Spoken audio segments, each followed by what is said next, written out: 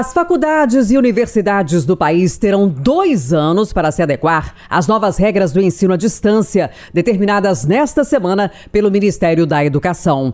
A modalidade ganhou muita força durante e depois da pandemia de Covid-19. As mudanças definem as modalidades permitidas, impõem limites para o ensino remoto e proíbem que determinadas graduações sejam oferecidas exclusivamente de forma online. 5 cursos não poderão ser ofertados via EAD: Medicina, Direito, Odontologia, Enfermagem e Psicologia. Além disso, o Ministério da Educação estabelece que os cursos da área de saúde e das licenciaturas, que formam professores, só podem ser ofertados exclusivamente nos formatos presencial ou semipresencial. Estudantes que já estão matriculados poderão concluir os cursos nas condições atuais, sem prejuízo. As novas normas só vão valer para novas matrículas. Segundo o Ministério da Educação, a decisão foi motivada pelo crescimento acelerado dos cursos de graduação EAD nos últimos anos. Entre 2018 e 2023, houve aumento de 232% na oferta de graduações à distância no país. Em 2023, o número de matrículas dos cursos remotos foi o dobro do registrado em cursos presenciais. O texto também oficializa 3 modalidades de ensino superior no país: presencial, semipresencial e à distância. Mesmo os cursos online terão que ter até 20% de atividades presenciais e ou síncronas, que são mediadas por tecnologia. Para debater os pontos positivos e negativos das novas medidas, Kátia Pereira e eu, Eustáquio Ramos, estamos recebendo agora no Palavra Aberta o superintendente e porta-voz do SINEP, o Sindicato das Escolas Particulares de Minas, que inclui as faculdades privadas, Paulo Leite. Olá, Paulo, obrigado pela presença. Olá, muito obrigado a vocês pela confiança. Esperamos aqui ter um momento de esclarecimentos e aprimoramentos dessa nova dinâmica junto a vocês. Obrigada pela presença, professor, e damos as boas-vindas também à vice-presidente do SIMPRO, que é o Sindicato dos Professores da Rede Privada de Ensino de Minas Gerais, Thaís da Fonseca, que é também professora do curso de Direito da PUC Minas e da Dom Helder. Bem-vinda ao Palavra Aberta, obrigada pela presença. Muito obrigada, agradeço a oportunidade de estar aqui e também esperamos aqui um momento profícuo. Começando então com você, Thaís. Medidas positivas ou negativas na visão dos professores? Na visão dos professores, tivemos um grande avanço, né? A gente esperava já há muito tempo essa regulamentação. A gente percebe que com o advento da pandemia, nós tivemos ali uma implementação abrupta dos meios de tecnologia e nisso os professores foram pegos de surpresa, com um aumento assim, absurdo da carga de trabalho, novas habilidades, novas competências foram exigidas e a falta de regulamentação para nós gerava assim, a dificuldade em vários aspectos, inclusive aumentando em grande medida a exaustão e outros aspectos negativos. Então, a regulamentação para nós, nesse primeiro momento, ela é tida como positiva. É claro que a gente ainda tem o que avançar, mas consideramos positiva a regulamentação. Thaís, a gente ainda quer ouvir você sobre os efeitos, do ensino à distância nos últimos anos no mercado de trabalho para quem é professor, mas vamos dar a palavra também ao porta-voz do SINEP, professor Paulo Leite, e do ponto de vista das instituições de ensino. Essa novidade, ela é positiva ou negativa?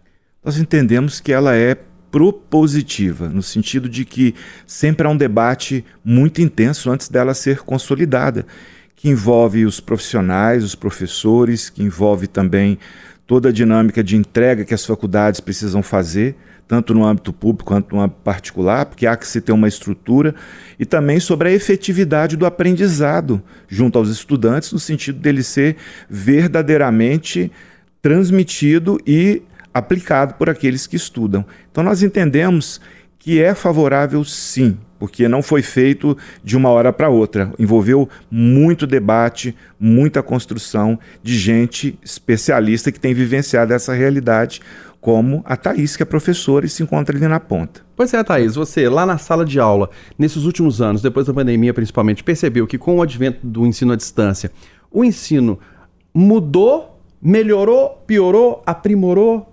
Assim, nós tivemos essa mudança, acho que foi radical, isso eu posso dizer. Nós já tínhamos, evidentemente, o curso à distância, mas quando vem a pandemia e surgem as aulas remotas, foi uma grande novidade, né? Então, tem uma coisa muito interessante que esse decreto, ele traz a regulamentação do termo assíncrono e síncrono, que são aulas, né, que acontecem no mesmo momento, ao vivo, assíncrona, ou assíncrona que não são no mesmo momento ali, interação professor e aluno. Aulas gravadas, né? Isso. Então, quer dizer, até isso, no momento da pandemia, para nós era difícil de compreender, né? Então, foi tudo muito novo. Até descobrirmos, né, assim, será que isso aqui seria um trabalho e teletrabalho? Seria uma aula remota? Então, essa dificuldade, ela permeou o tempo todo. Com relação à questão do fazer docente, evidentemente foi uma grande transformação. Uma coisa, o professor que está acostumado, está ali na sala de aula, interagindo com os alunos, construindo saber ali, e de repente ele se coloca isolado dentro de casa, né? Ali utilizando seus próprios equipamentos, internet, computador, da maneira como podia, improvisando, e sem aquele contato com o alunado. Então, assim, além de tudo, né, essa nova realidade trouxe, além do trabalho, questões também de saúde mental, professor. Mas A gente... não, só para saber, mas o aprendizado piorou por diminuição da interação com o professor e com os colegas? Sem dúvida, sem dúvida. Quando o aluno, vamos pensar em termos de nível superior, né, que a gente está tratando, ele se inscreve num curso presencial, a forma de aprender, a forma de se colocar e essa interação, ela já é colocada de entrada de modo totalmente diferente do EAD, né? E o professor também do presencial, ele está preparado para dar aula de uma forma totalmente diversa. Agora, quando você tem essa mudança, eu percebo, por exemplo, que os alunos, quando eles estão no curso presencial e passam a ter aulas remotas, aulas aí síncronas ou assíncronas, o aprendizado cai absurdamente. O aluno fica completamente disperso, o interesse é menor, essa interação que a gente tem com o aluno, que é muito importante, essa troca, a dúvida que o aluno propõe ali, isso tudo a gente perde em termos de aula à distância, assim, na minha compreensão. Então, eu acho que a qualidade, por mais que os professores tenham se esforçado, até mesmo os alunos, né, aí eu acho que a qualidade com certeza cai. Professor Paulo Leite, a gente viu nos últimos anos uma oferta muito grande de cursos em nível superior, né, à distância, o EAD. E muitas pessoas viram nisso uma oportunidade, talvez porque não tivessem condições de frequentar a escola, a universidade presencialmente, e também por questões de valores, porque os cursos EAD, a gente viu aí preços bem diferentes, né, dos que são praticados para um curso presencial. E agora, qual é a nova realidade esperada? As instituições esperam, por exemplo, que haja uma queda no número de alunos matriculados na busca pelo ensino superior? A gente tem visto durante o tempo que há, de verdade, um incremento, um aumento, muito pela facilidade, por conta de não haver a necessidade da presença e também da realidade da maioria dos estudantes do ensino particular, Thaís sabe, são trabalhadores, né, Thaís? Gente que precisa ali se esmerar para levantar um recurso e pagar a sua mensalidade. Mas e agora? Vocês esperam um outro cenário, uma baixa? Eu creio que não. Creio que nós, por enquanto, nos encontramos num momento ainda de ascensão, de crescimento. O grande desafio do ensino à distância, muito pelo lado que a Thaís falou, são as adaptações, porque é uma outra realidade, o desafio do aprendizado é diferente, porque a possibilidade de dispersão é muito grande, então ocorre ainda uma proporção de evasão muito intensa, sabe? Então, puxa, uma boa parte desses estudantes acabam que não tem esse perfil de concentração e de disciplina, e ali pela metade do curso, até antes, acabam evadindo e procurando uma modalidade mais presencial. Então, professor, o desafio é esse, alinhar essa qualidade. Você tem dados, professor, dos estudantes universitários que não concluem os cursos, que abandonam, que só se matriculam e lá talvez nem chegam à metade do curso? Olha, é bastante variado de acordo com a formação. A gente vê que para o lado das exatas, por exemplo, a evasão é maior, porque o nível de aprendizagem, de dedicação é diferente, sabe? No caso das humanas, que é a área da Thaís, a evasão acaba sendo um pouco menor. A gente vai para as licenciaturas, diminui ainda mais, porque muitos desses profissionais da área de licenciatura estão procurando ascensão para obter uma requalificação, para melhorar suas remunerações nos segmentos geralmente públicos onde trabalham. O Eustáquio quer te fazer uma pergunta, mas Sim, só porque me ocorre uma questão aqui ainda, para você completar esse raciocínio. Quem é o estudante hoje? Qual que é o perfil do estudante hoje que busca o EAD? Geralmente são pessoas que trabalham, que acabam que têm uma demanda de deslocamento que inviabiliza a participação presencial. Nós também temos aquela realidade de lugares onde as pessoas se encontram afastadas das instituições de ensino. Isso é muito comum no interior. Você tem uma região onde, por exemplo, eu e Thaís somos ali do Triângulo Mineiro. Uberlândia é uma cidade que concentra uma convergência muito grande ali do entorno. Então, para essas pessoas, é melhor fazer o ensino à distância do que se deslocar, que gera ali custo, gera risco. E também aqueles profissionais que têm esse perfil, que preferem estudar sozinhos e têm um nível de concentração maior. Eu vou fazer uma pergunta para o Paulo, mas ela serve também para a Thaís. Certo. A gente viu muitas dispensas, demissões de professores nos últimos anos, por causa de uma certa crise das universidades, faculdades, justamente também por causa do ensino à distância, né? Porque não precisava daquele tanto de professor. Há uma expectativa de novas contratações, aí depois eu queria ver se a Thaís também está com essa expectativa, Paulo. Vamos lá. No nosso caso, em especial em relação ao ensino à distância, acaba hoje que já há profissionais que se especializam para trabalhar com essa modalidade e é um perfil um pouco diferente. Tem que ter ali uma certa facilidade com o digital e também uma habilidade de manter a atenção e promover um aprendizado efetivo.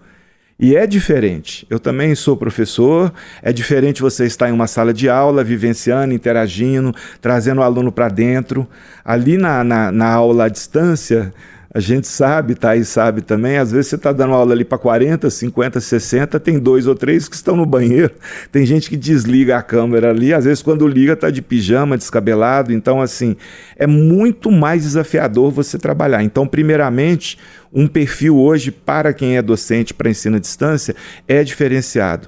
Hoje também, por outro lado, você tem que ter perfis que atendam as duas pontas, sabe?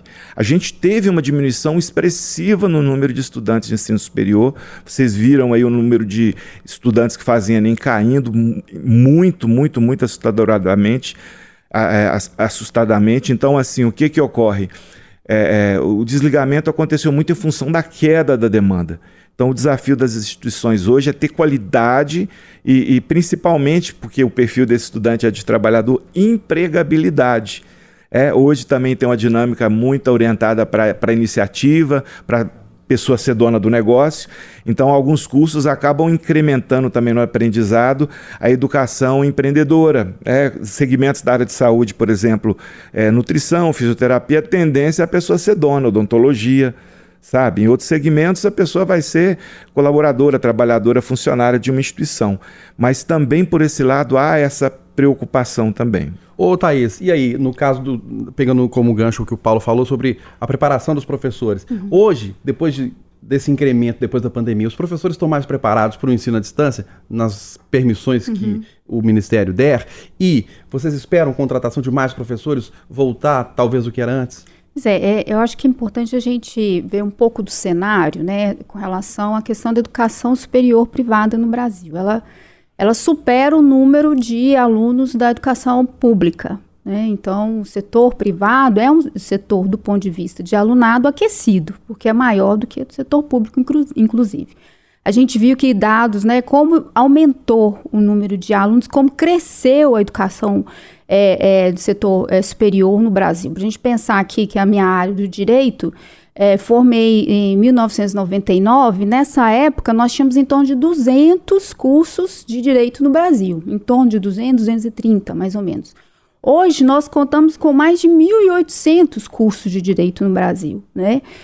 E isso representa, né, segundo dados, que a gente tem no Brasil um número de cursos de direito maior do que somado todos os outros dos Estados Unidos, da China e da Europa, né? O que faz, inclusive, gerar um problema em termos até de mercado de trabalho. É claro que a gente, né, entende que a educação ela é essencial para a população, É uma necessidade, inclusive, que promove ascensão de classe social, melhoria das condições de vida, mas essas coisas precisam ser pensadas. E com essa expansão, nós tivemos também um dado interessante que acontece assim, muito propriamente no Brasil, que é a implementação de grandes grupos educacionais que exploram a educação como uma outra forma uma outra forma produtiva qualquer. Um negócio. Né? Um negócio. E aí, nesse sentido, acaba que passa a ter muita concorrência entre elas.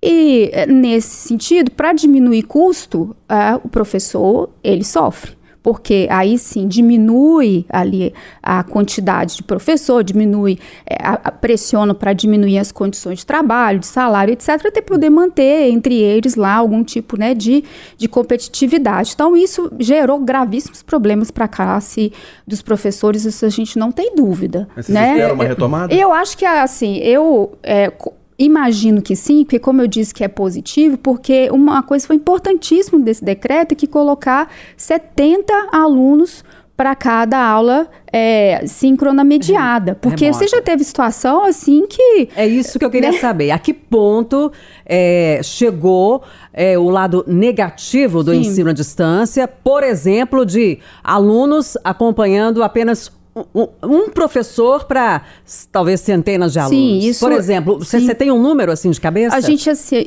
lá no sindicato, a gente recebe muito assim, as queixas e também as demandas, né? Muitas vezes tem que ir até o judiciário para resolver. Mas já teve notícia de professor dando aula para 400 alunos, para 500 alunos, o que é completamente desumano, né? Impossível.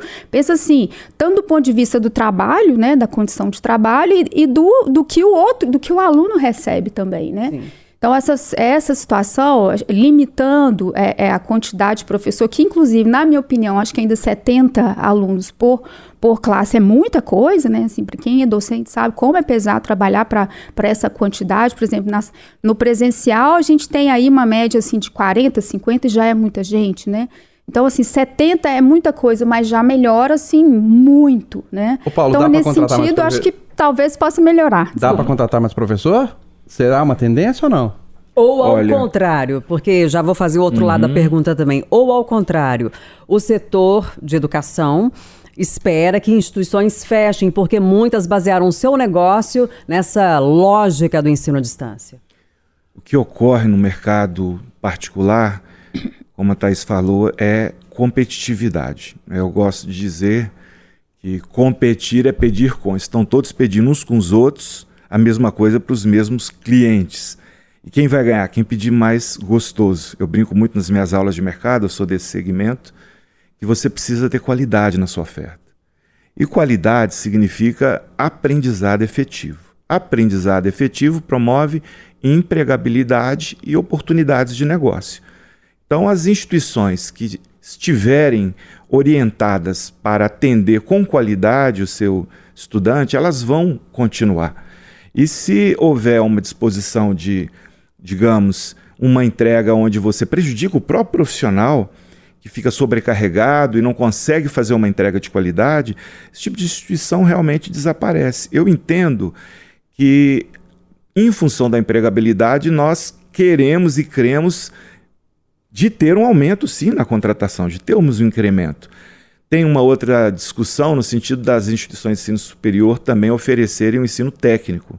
Apesar de que muitas hoje oferecem com CNPJs diferentes, mas funcionando dentro de um ambiente, às vezes aproveitando até os mesmos laboratórios, que tem assim, uma diretriz mais aplicativa de empregabilidade.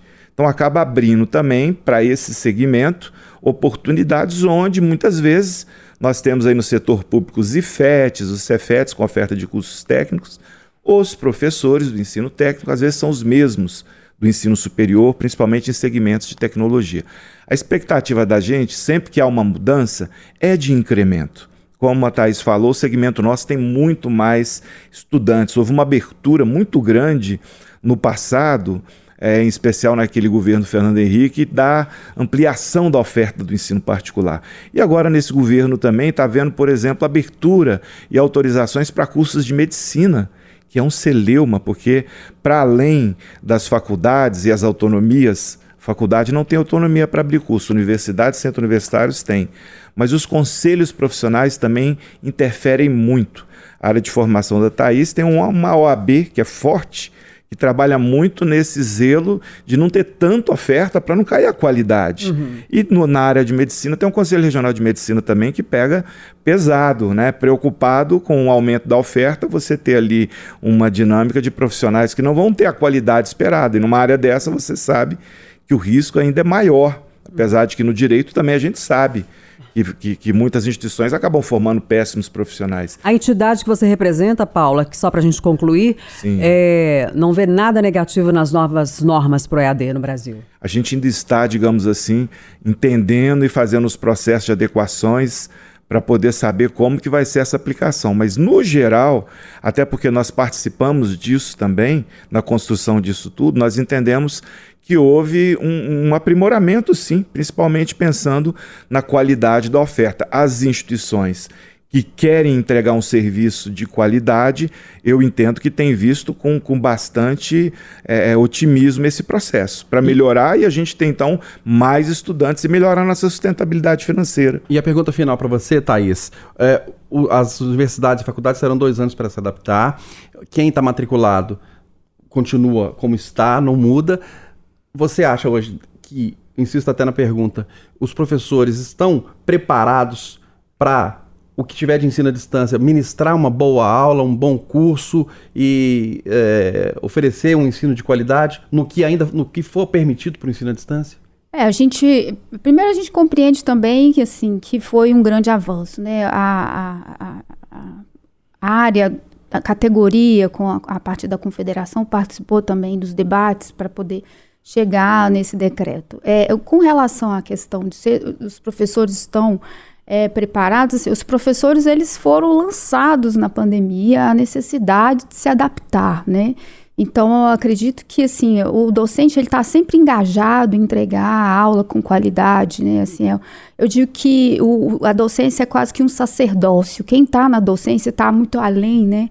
Ali, por outros motivos, pela necessidade de qualidade. Então, eu acho que ainda há necessidade, sim, das instituições fornecerem equipamentos, né? Claro que você vê agora a parte presencial, já teve um grande avanço, por exemplo, direito não vai poder ser mais na condição, né, de EAD, 100%, isso é excelente, medicina, os outros cursos foram mencionados, mas a gente ainda tem ali um percentual de 30%, por exemplo, no presencial.